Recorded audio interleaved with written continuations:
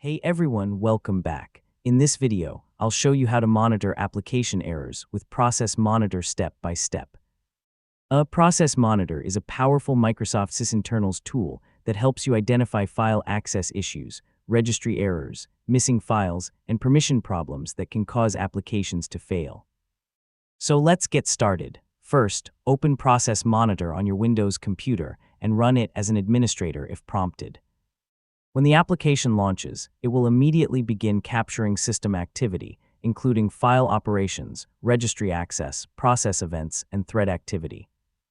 Next, click the Capture button on the toolbar to pause recording, then open the Filter menu and choose Filter. Create a filter for the application you're troubleshooting by selecting Process Name, entering the application's executable name, clicking Add, and then selecting OK. This removes unrelated events and keeps the log focused on the application you're investigating.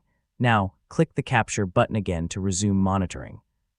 Launch the application and reproduce the error you're trying to diagnose. Process Monitor will record every relevant event while the problem occurs, giving you detailed information about what the application is attempting to do. After the error appears, stop the capture and review the recorded events. Pay special attention to the result column. Entries such as access DE&ID, name not found, or path not found can help identify the cause of the issue. Double-click any event to view more detailed information.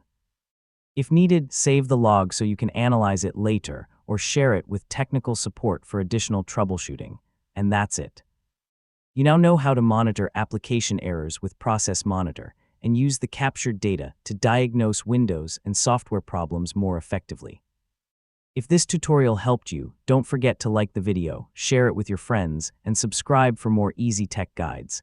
Thanks for watching, and I'll catch you in the next